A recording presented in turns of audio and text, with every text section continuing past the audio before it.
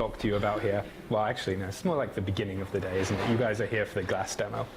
I want to talk about how you can connect to people, connect people to the service that you are trying to write, to the startup that you're trying to build. So the first thing we'll start with is this infrastructure diagram here. We've got our user on the side over here, and we've got your service over here. And we can tell it's an infrastructure diagram because we've got a cloud in the middle. Now what we're trying to do is build some kind of link between those two things. The traditional way of doing it is you can build that yourself. So something you can build here is you have a device that the user is connecting to your service with, and you give them some kind of token on the device that connects them to your service. This comes with a number of issues. So firstly, for your developers, you have to implement this yourself. You've got to maintain the infrastructure along with it. You've got to handle the security issues. So we're starting to see way more stories coming out in national press in terms of people who either decided that they didn't need to encrypt their passwords, that they could encrypt their passwords just by MD5ing them, that they were using passwords on their own at all. And also, then you've got to make sure that that system works on every single platform that you want to deal with. So we've already got a headache from a developer point of view, and as has been a kind of recurring theme throughout these presentations, there's a lot of this where you're probably not interested in reinventing the wheel. You want to go out there and have new and exciting problems that no one else has run into before. Now, for the humans who are actually going to try and use this application, it just starts to get worse. They've got more passwords that they need to stick on Post-its next to their monitors.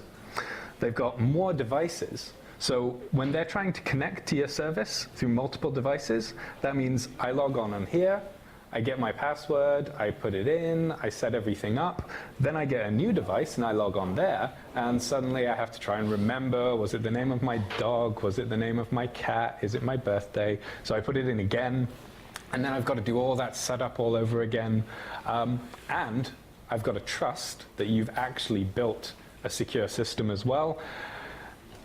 It just turns into a massive headache. So that's hopefully where we can come in. So, in fact, just a quick show of hands. How many people know what Google Sign-In is, or have heard of Google Sign-In? Yeah? Oh, okay, okay. Facebook Sign-In? Yeah. Twitter Sign-In? Okay, yeah, so it's all the same kind of hands. Okay. So with an identity provider, this is the kind of setup that you get. So what I want you to do is ignore the devices for the moment. What we're saying is that we will provide a connection between you and the person that is trying to use your service. So this is what Sign-In with Google is doing, is it's building this connection here. So that token that was previously on the device now exists off in the cloud somewhere, and it just exists once. Then, whenever people have a device, now if they've got an Android device, or an Android device with Play services installed, they already have a Google account. So there's no need for them to enter their password again. That means whenever you get a new device here, you basically just hook it into this channel, and you automatically get that sign-in effect. You don't have to remember any other password other than the password that goes with your Google account, and you get a couple of other interesting benefits as well. So first of all, this whole system is based on OAuth 2. That means it's a fairly open standard. That means there are a number of implementations out there that can help you work with the basic details of it alongside our libraries. We support across a variety of platforms, so web, iOS, and Android. And then we've got some special features that we've built on top of this that I wanted to tell you guys a little bit about. So firstly, we provide over-the-air installs.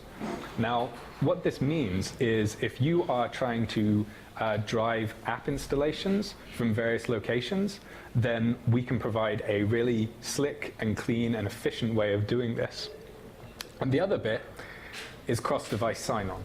So this is a kind of magical effect where I just have to sign in one place, and then I'm automatically signed in all these other locations. And finally, if you're using any of Google's APIs and you want user access to those APIs, so for example, if you want to access the user's drive, you want to do something with their YouTube history, then you're going to need to sign them in via Google anyway. So let's take a look at a couple people who use these, right? So you can try these out for yourself as we go along, or when you are somewhere with faster internet connection. Who speaks Spanish? Yeah, good. Okay, so this example is for you. So Minube, they're kind of they do like travel guides for various cities. Now, if you go along to their website, then they've got a little button up here, which allows you to create an account. So I go in, and luckily, it's just a case of hitting the big red button, even if you don't speak Spanish. So we click that, and we get the standard sign-in window up here.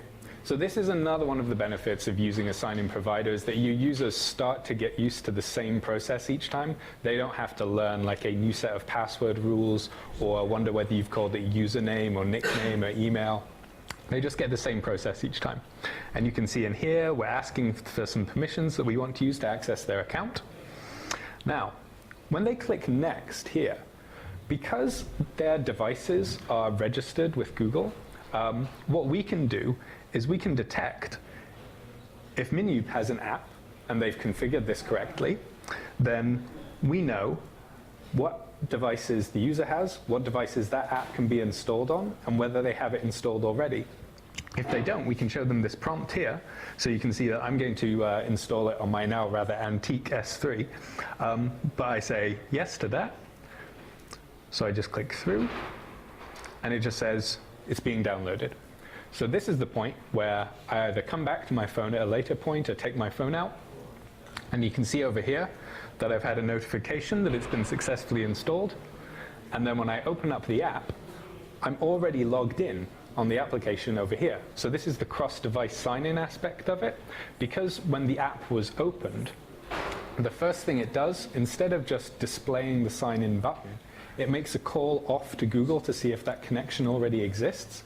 If the connection already exists, we know we don't need to show the button and force someone just to click it so that they can do that one-step process. We can just take them straight in, bring all their settings in, show them their profile. So this can also work in the other direction. So this is quite good if I've hit your website first and I wasn't aware that you had an app. But a lot more, we're finding people are going either mobile first or mobile only. So they're not necessarily going to hit your website to find out that you have an application. They're just going to go straight to the Play Store and get it from there, or hear about it from their friends. So we can do the same thing going in the other direction. So Fancy is quite a cool little sort of web shop affiliate kind of thing. They sell a lot of ludicrously expensive items. But if people buy those items, then you kind of get an affiliate credit for the links that you supplied. So inside of their app, and I sign in with Google, and you can see that I get the similar kind of box here. I sign in, and I've got my account. Now, later on, let's say I'm at work, and it's my lunch break, so I'm looking on the web. So I go over to fancy.com here, and what happens is the JavaScript, again, is getting a callback that's telling them that I have already connected to this site. So they get a little pop-up that slides up from the bottom that says, welcome back. And then the page automatically reloads and logs me straight in again. So again, this is really helpful. If I've grabbed your app somewhere in the past, I don't really remember it, I come back to your website, and all of a sudden I'm just signed in on your website because I created an account using your app in the past. Okay. Some best practices then about using these kind of things. How many people are building a service that requires some kind of login for customers? Okay, so that's a fair few of you. One of the points to make, though, is that user registration action is a valuable transaction. Okay? It's valuable for you as a startup, because you're getting a registered user that you can then market to directly. You can track across all your different platforms. You can provide them with a personalized service. But it's a valuable transaction for the user as well. They're giving up their details to you, so they have to trust you. They're taking the time to register in that service as well, so they have to understand the value that they're getting out by giving you the details to their application. So some of the things you should try and do there: don't register the user until you need to. So if you're doing a sort of shopping cart application, this is a fairly obvious one. You want to let the user go through the shop, buying various things, filling out their cart. You don't need to register them up until the point that they actually click buy. And as well, make sure that the user understands the value of what it is they're signing up for. And the other thing that we need to do here is, you noticed on these pop-ups before where I was getting various permissions for the account. You can ask for all kinds of permissions when you're accessing the various APIs. So you can read someone's YouTube history. You can ask for permission to manage their email. And one of the things you should try and do there is only ask for the permissions that you need at that time. So we provide a couple different key ones for logging the user in. And they're kind of in order of the amount of data that we're giving back here.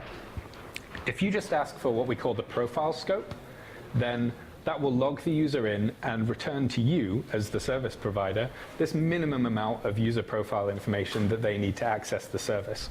One of the other good things about this as well is I've been saying sign in with Google because one of the more recent changes we made is that this sign-in service doesn't require you to have a Google Plus account. So if you just sign in using the profile scope, that is anyone with a Google account. That means anyone with a Google Android device, anyone with a Gmail account, anyone with a YouTube account, they can all sign in using that scope. You've got plus.login then, which means that if they have a Google Plus account, you can access more of the social networking features that we provide through that. And finally, right down the end, you can ask for the email scope, and that's where we actually provide their email address back to you as well. This means that they can log into your service and you don't necessarily need to take their email, but in a lot of cases, you generally want to ask for the email as well, especially say if you're adding a identity provider on top of an existing legacy sign-in system, because at that point, you've probably used email as an identifier and you want to match up social users to existing legacy users that you've already got. Now, one of the other things we can do, though, is we can also do incremental auth. So you can ask for some nice, basic, safe-sounding permissions first, and then later on, when you want to do something more in-depth, you can message that and you can ask for the scarier permissions from the user without just throwing a massive wall at things saying, hey, sign up for my app and let me read your email. Okay, so I wanted to give you two examples of some people who have been doing that. Jolly Cloud does it quite nicely. Jolly Cloud is an example where they can ask for a lot of really frightening permissions up front. So they spend a lot of time messaging that to you in advance so it doesn't seem too crazy. Now what they do is they basically give you this aggregated cloud storage. So they provide a nice way of managing Drive files, YouTube files. I think they may synchronize with Dropbox and a couple other providers. So if you do sign in with Google there, they provide their own pop-up here, where what you're doing is you're selecting from the various services that you're interested in integrating, so that when you get to this stage here, where it says things like manage your YouTube account, you already know why they're asking for that permission. So if they just gave that to you as a sort of, hey, sign in with Google, and it popped up saying manage your YouTube account, you'd probably be asking some questions about, do I really want them to know that I've been watching Miley Cyrus videos for the past 3 weeks? Okay. Now, one of the other things you can do then is the incremental auth style. So Jolly Cloud just asks for everything they need up front in one big block so that they know that their user is in the right state. 8 Tracks then is a kind of service where basically they're streaming music. And they base this on doing recommendations for streaming music for you. So again, we're going to sign in. We've got a basic set of permissions here. And then later on, what they can do is they can use your YouTube history to personalize those recommendations even more. So if you click over there on the Connect to Your YouTube Account button, then again, you get the similar looking pop-up, but at this point, you've only got the one additional permission that you're asking for that's being shown there. Okay, so that's sign in. You guys look like you're still awake, so that's good. Some of the other things I wanted to tell you about then. We've heard a lot about the cloud platform. One of the aspects of the cloud platform that I feel like kind of sneaks in the side is Google Drive. One of the things that we can do inside of Google Drive is you have this special app data folder that you can use to store your application's config data in the user's drive. So the thing that you can do here, if you ask for the Drive app data scope, that means that you can basically store little blobs of data, and you store those in the user's drive space, meaning that you're using their storage and you're using our bandwidth rather than your own infrastructure. So if you're combining this with something like the cross-device sign-on, then you can make that kind of completely seamless experience across different devices. So before, for example, I could be signed in on both my tablet and on my phone. But for example, if I set some preferences in your app about the theme that I liked, maybe the news stories that I wanted to read, you'd need some way of either just letting those be separate on each device or syncing them separately. If you include the drive permission, then you've automatically got that additional free cloud storage that you can use to synchronize those details across all of the devices. The other thing I wanted to talk about is once you've got those users in, you probably want them to share data with their contacts, their friends, their colleagues. And there are a number of ways that you can do this. People are quite used to this now, so to do this effectively, you probably want to be a bit more sophisticated than just the kind of standard, just do a dumb broadcast of stuff out to anyone who happens to be reading. Some of the things that you can do then, who's developing an Android app? Oh, okay. Right, so some of you are falling asleep, right. That was actually mostly just a question to check you're still with me. One of the things you can do here, or if you're thinking of developing an Android app as well, a lot of you have probably seen that when you go to share something, you just click the button and you get this kind of standard list of applications that can handle it. And a lot of the time, this is not always appropriate for the user because they'll just have all of their applications available. And when I'm, say, sharing something from the Guardian app, I'm probably more likely to share it via different routes than, say, when I'm sharing something from my photo collection. So what we can do with the share action provider is you actually get some customization over that, and you can store a file so that whatever the user, say, used to share last time will appear at the top of their list again. Or you can do your own customizations based on their favorite applications or preferences that they've set. One of the other things that we can do is if you're sharing via Google Plus now, and you've built that share using our libraries, then we can actually look through the user's contacts and suggest some top contacts based on who they talk to the most. We can pull those contacts from the user's phone so that we can give you a really quick automatic way of targeting their most contacted users for that particular share. And finally, one of the other things we do on Plus is we have interactive posts. So these give you a more targeted way of sharing something directly with a user that gives them a call to action on that share, so they've got something specific they want to do. So I just wanted to show you an example of something that you can do with that. So here's an interactive post for why is Rowan Merewood still talking? I came for the glass demo, and we've got a call to action, which is complain. So you can post that to the world, and then when your friends see that, they've got this big action button, which compared to a normal share, we found this has a 3 times higher click-through rate than just sharing a standard link. Part of that is possibly the novelty, but part of it is also because you've given them a very clear thing, a very clear verb that they're going to do as a result of your post. Okay. A final thing then, before we get some food and we get some cool technology, I wanted to kind of hark back to some of the stuff that Nick was saying right back at the opening. You should be thinking less about your app as a discrete thing that exists as an entire experience for the user on their phone, okay? It's less going to be about a user coming to you and interacting in just one way. They're maybe going to open something on their laptop, then they're going to come back on their phone, maybe someone's going to share a link with them, maybe they're going to be searching and they want to come to your application through that.